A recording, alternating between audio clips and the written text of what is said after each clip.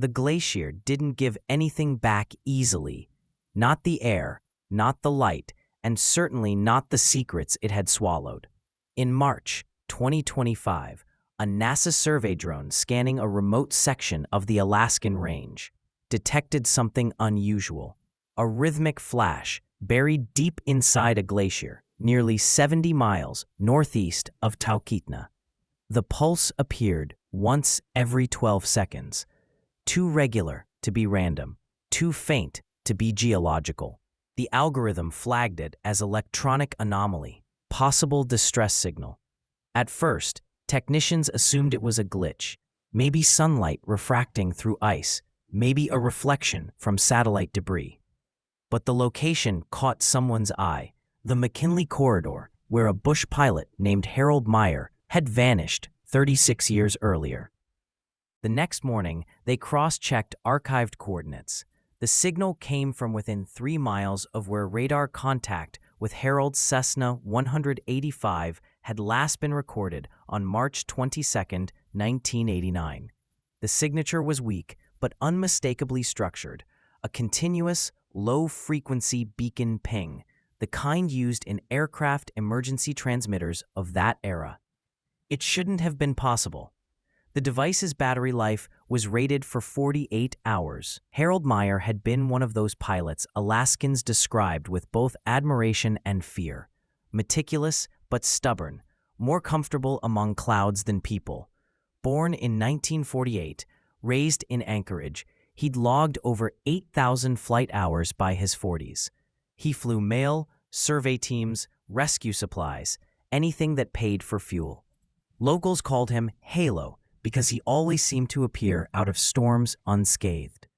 On the morning of March 22nd, Harold loaded his Cessna with spare parts and weather equipment for a maintenance crew stationed near Mount Hunter. The sky was clear, the temperature hovering just below freezing. He filed a simple flight plan. Talkeetna, Ruth Glacier Base Camp, return before dusk. Estimated flight time, 3 hours. He lifted off at 9:12 a.m. The tower logged his last radio transmission at 9:58 a.m. A calm voice saying, "Crossing McKinley Pass now. Little turbulence. We'll check in on descent." He never checked in. At 10:41 a.m., radar lost him. The search started the next day. Alaska State Troopers coordinated with the Air National Guard, sending helicopters and fixed-wing aircraft across 400 square miles of wilderness. But the weather turned against them. By the third day, whiteout conditions buried the peaks. Pilots flew blind. Ground teams fought drifts taller than their trucks. For 2 weeks, they combed the range. Rescuers found nothing. No wreckage, no fuel slick, not even a loose fragment. The mountain had erased every trace. By April, officials suspended the search. Harold's wife, Ellen, refused to give up. For years, she wrote to the FAA, wilderness guides, even television crews. He knew how to land anywhere, she said. If anyone could survive out there, he could. She died in 2008, never knowing how close she'd been to right. For decades, the case remained one of Alaska's quiet mysteries. Every few years, mountaineers or surveyors reported finding bits of aluminum or paint in crevasses, but none matched Harold's aircraft. As glaciers moved and reshaped the terrain, any evidence could have been buried hundreds of feet deep. Then, in early 2025, NASA launched a new topographic mapping program using multispectral radar to monitor glacial thinning. The data came in layers: geological, chemical, and thermal. Among millions of data points, one caught analyst Clara Ruiz off guard: a steady, symmetrical heat signature flashing in cold intervals. She cross-checked older passes. The same spot had pulsed faintly in 2020 and again in 2016. No one had noticed. When engineers enhanced the raw data, the pattern resolved into Morse-like intervals, 3 long, 2 short. Clara froze. It matched the identifier code for an older model ELT, emergency locator transmitter, used in Cessna aircraft until the late 1980s. Within days, the Alaskan Air Guard dispatched a reconnaissance team. They flew a reconnaissance drone over the site, a jagged basin surrounded by sheer cliffs, unreachable by foot. The camera zoomed in through ice that shimmered like blue glass. There, 50 feet below the surface, lay something angular and metallic, a fragment of fuselage, a wing half-sheared, a faint red stripe visible under frost. And at its center, beneath ice as thick as a two-story building, a small bulb pulsed with amber light. The footage spread quietly among aviation circles. "Impossible," one engineer muttered. "Those lights can't outlive their power cells by 3 decades." But chemical analysis of the surrounding ice revealed trapped methane and metallic oxides that might, under compression, form microelectric charges, a natural trickle current that could be feeding the old circuit. In simpler words, the mountain itself had kept the light alive. When news reached Talkeetna, locals gathered at the old diner Harold used to frequent. Men who had flown with him swapped stories between coffee refills. "He always said his plane talked to him," one said. "Maybe it still is." By mid-March, the story hit national news. Satellite detects blinking signal from 1989 crash site. The coverage reignited fascination with the golden age of Alaskan bush pilots, men and women who flew by instinct and luck, threading valleys like they were backroads. For families still waiting on lost aviators, it was a strange kind of hope. A joint recovery mission formed between NASA, the Alaska Department of Natural Resources, and a private mountaineering firm. Their goal: reach the glacier's surface, drill down to the coordinates, and recover the transmitter. The operation was scheduled for April 3, 2025. The team landed by helicopter on a makeshift ice platform under gray skies. Temperatures hovered at -18 degrees Celsius. Snow hissed against their helmets. They set up base within sight of a vast ridge split by a deep blue fissure, the same crevasse where the satellite had seen the pulse. They drilled for 2 days, lowering fiber optic cameras into narrow shafts. Ice fragments glittered like diamonds as they fell. On the 3rd morning, the camera broke through to a hollow void. What appeared first on the screen silenced everyone. A curved aluminum structure, the fuselage of a Cessna 185, inverted and intact. Snow had packed tight around it, sealing it from decay. The lens panned along the cockpit window, clouded by frost, and then caught the source of the pulse. A rectangular beacon fixed near the tail, its lens flickering weakly. Someone whispered, "It's still trying to call home." The team worked in shifts, widening the shaft carefully to prevent collapse. The ice groaned like old timber. By day 5, they lowered a tethered probe inside. The camera feed was steady until a gust of warm air from deeper within fogged the lens. A moment later, it cleared, revealing the cockpit. Inside, snow dust coated everything. The control yoke was tilted left. Instruments were frozen mid-reading. A single flight glove lay on the seat, and beneath the cracked panel, the faint outline of a hand-shaped imprint on frost-covered glass. The recovery lead, Captain Andrea Mills, watched in silence. "He tried to get out," she said softly. They retrieved the beacon first. When technicians opened it, they found the power unit half-fused to the metal frame, the circuits corroded but functional. The bulb, no larger than a thumb, still emitted 0.02 lumens, barely visible under daylight. They placed it inside a clear protective case. As it was lifted out, the glacier hummed, a low, shifting moan, as if the ice itself sighed in relief.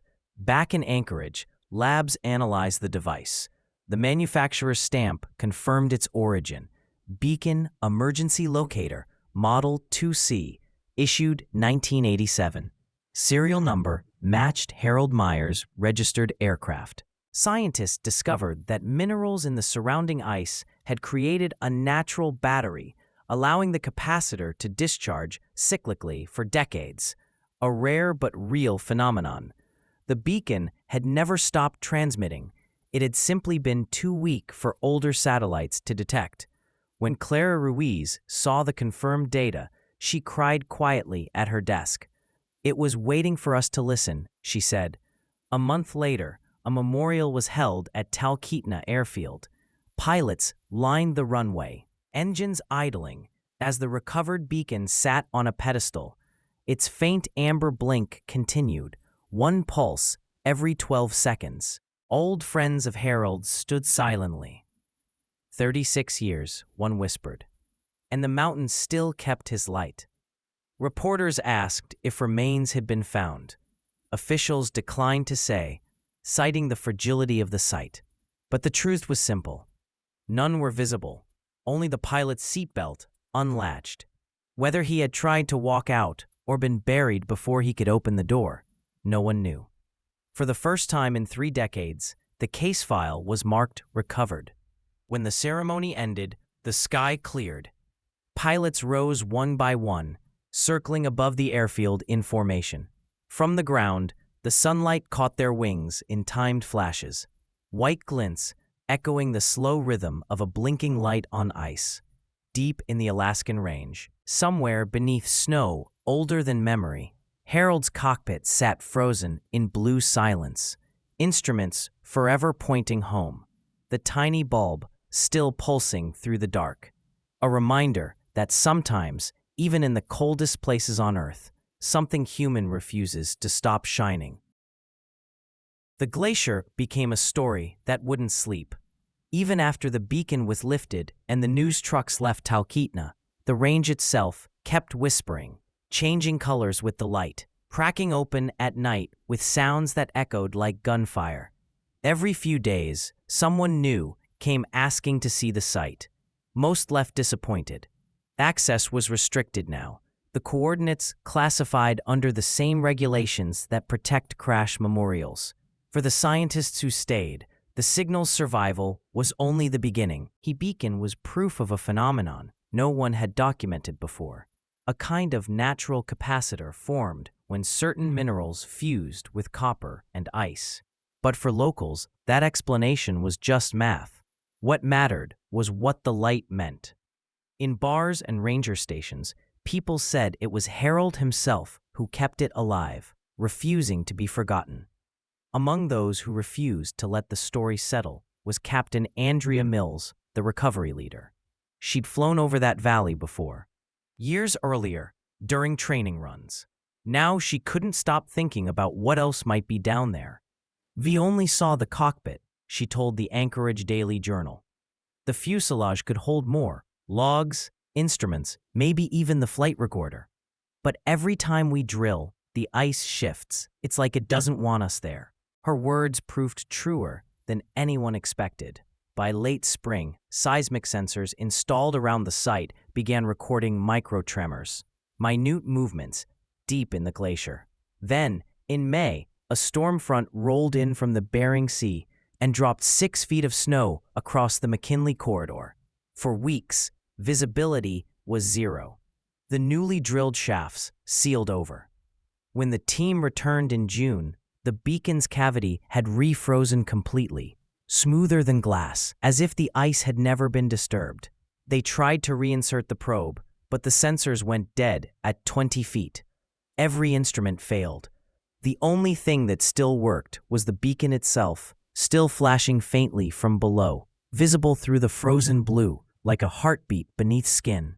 The crew decided to halt excavation until winter, when the glacier would stabilize again. "If we keep cutting," Mills said, "we risk collapsing the entire section." The glacier had spoken its boundary. But technology had changed since 1989. A private imaging company offered to help, using a new orbital thermal array, one capable of detecting subtle heat gradients through solid ice. When the scans came back in July, the images stunned everyone. Beneath the fuselage, deeper than the main wreck, was a smaller cavity, glowing faintly warmer than its surroundings. At first, analysts thought it was a thermal pocket, trapped gas. But then they overlaid the data with 1989 geological maps.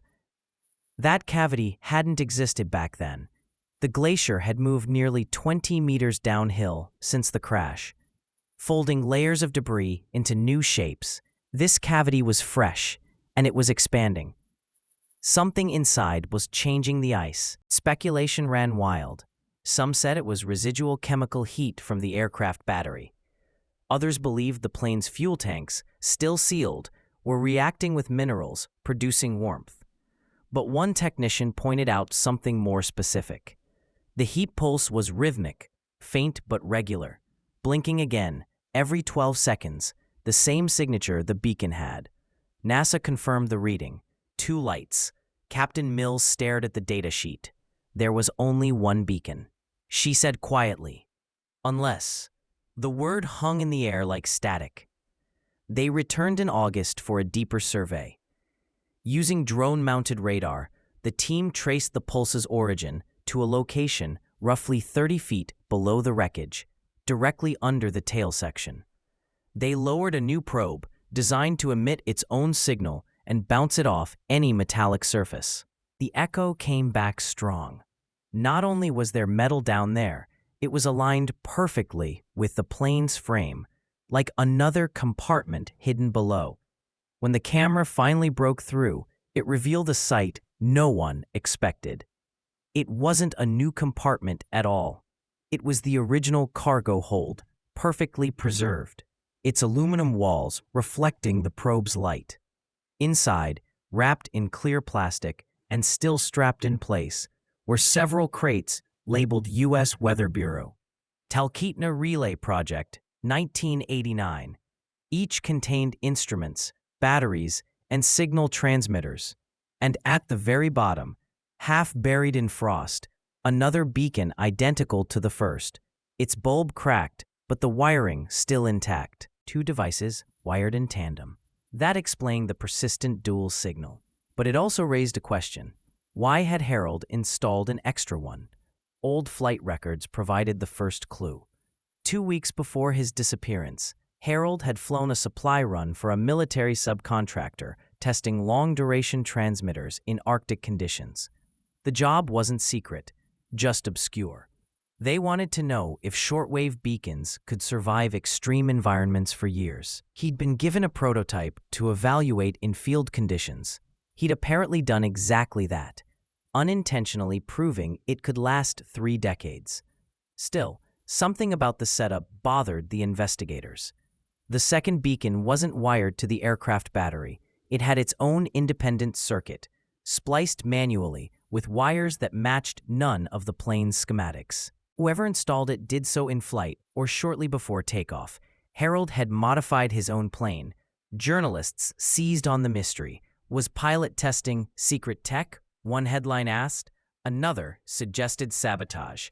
Conspiracy forums resurrected old Cold War theories. But those who knew him dismissed the noise. Harold wasn't the kind to chase intrigue. He loved machines for their precision, not their politics. To understand what he might have been doing, researchers turned to his personal belongings. Among the recovered items in the cockpit was a small metal logbook case, corroded shut. When technicians opened it under vacuum seal, they found a single page still intact. The ink had faded, but under UV light, they could read 6 words. Signal steady. Battery loop holding. Proof works. The handwriting matched Harold's. He knew, Mills said softly. He knew what he'd built could last. Through the summer, the story spread worldwide. The scientific community hailed the beacon as an accidental marvel, a fusion of human engineering and natural preservation.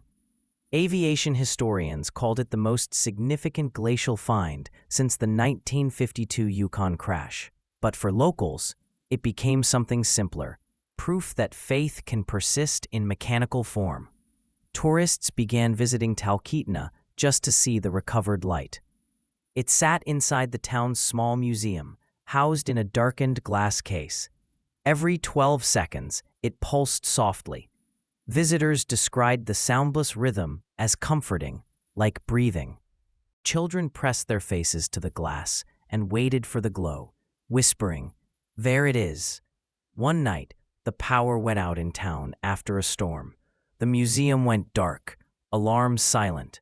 But through the window, passers-by swore they saw a faint amber pulse continuing inside the sealed case, even though the room had no backup power. When the curators checked later, the bulb was cold, the circuit dead. No one could explain it. By autumn, the glacier had stabilized again. A final expedition was scheduled to retrieve the remaining debris before winter sealed it forever. On September 27th, Mills led her team back up the range. The air was brittle and still. The glacier shimmered like steel under the low sun. At 10:41 a.m., the same time radar had lost Harold in 1989, the probe camera descended through the newly cut shaft. The signal blinked on schedule. The lens passed the fuselage, drifted past the cargo hold, and then angled toward the deeper cavity. At first, all was blue and white. Then a shadow moved across the frame. Everyone watching froze. The shape was faint, distorted by refraction, like a silhouette shifting behind frosted glass. It lingered for 1, 2, 3 seconds, then vanished as the probe light flickered. Technicians checked for interference. None registered. The recording was clean. The object wasn't noise, it was there. The video ended with a final glimpse of the beacon's light blinking once, twice, then fading to darkness as the feed cut out. Back at base, the team replayed the footage frame by frame. The outline resembled a man's upper body leaning forward, arm extended toward the probe. "It's just ice refraction," Mills said, but her voice lacked conviction. "Glaciers bend light." Still, when they left that evening, she looked back at the ridge and whispered, "He found us first." Winter closed in early that year. Snow reclaimed the excavation zone. The next satellite pass showed no light, no heat, nothing. The beacon was silent at last.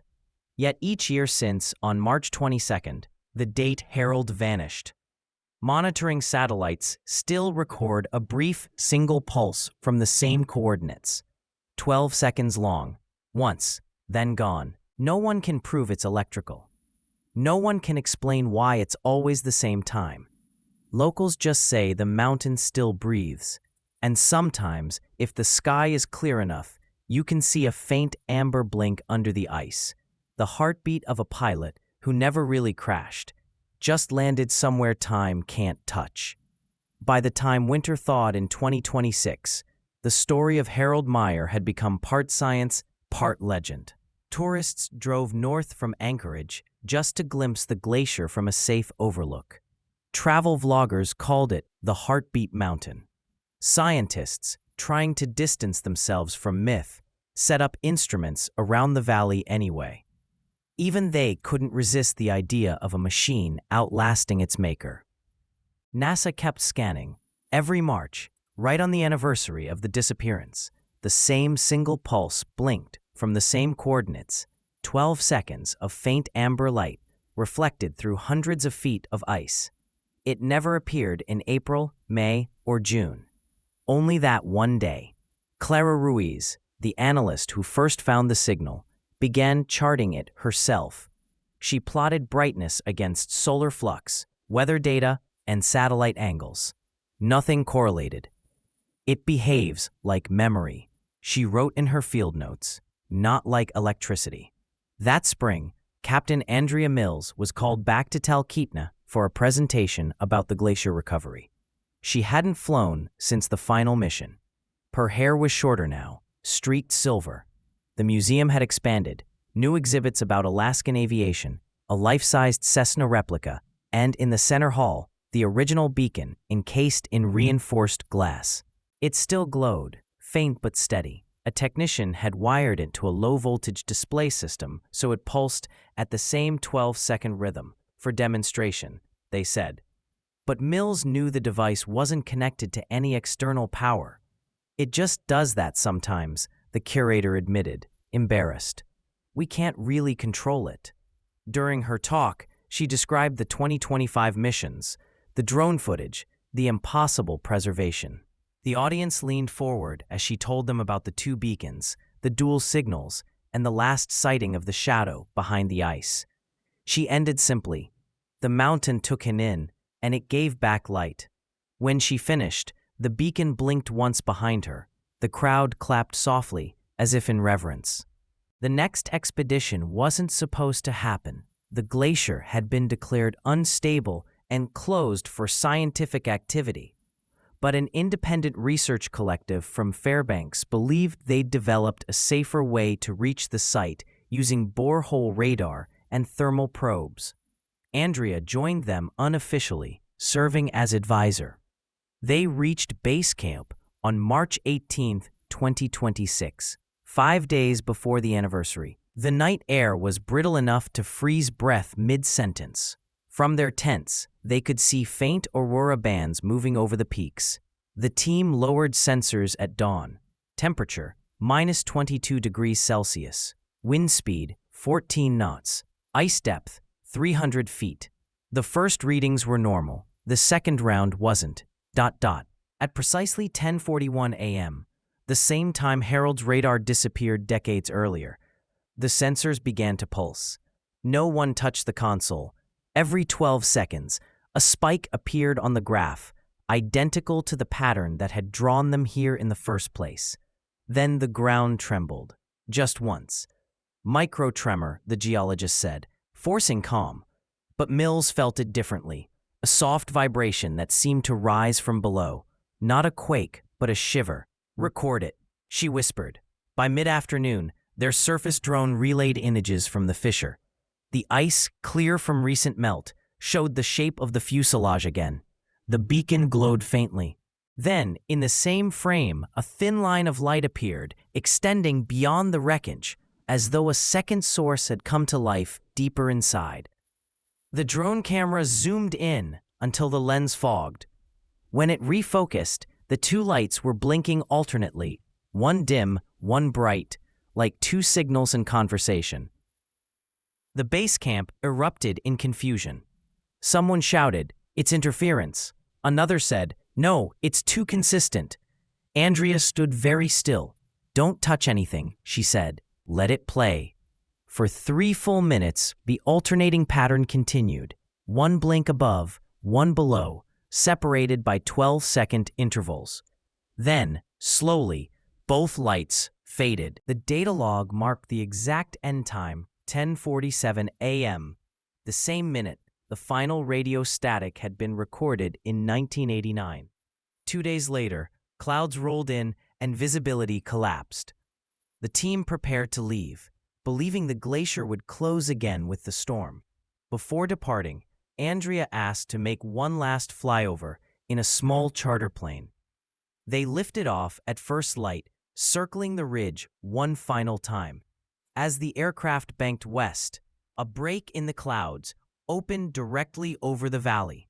Through the gap, the glacier gleamed, a mirror of silver blue streaked with darker veins. Then, as they passed the coordinates, Andrea saw it, a single amber blink beneath the ice, brighter than it had ever been before. It pulsed once, then again, and then, incredibly, a third time, longer than the rest, as if the signal were straining against years of silence. The pilot beside her didn't speak. He just nodded toward the light. That's him saying goodbye. Andrea raised her camera and took one photo before the clouds closed. The frame captured only white, no light visible, but she didn't need proof. She'd seen it. When they landed in Talkeetna that afternoon, the storm overtook the range. For 3 days, snow buried every path leading toward the glacier. By the time satellites passed again, the anomaly was gone.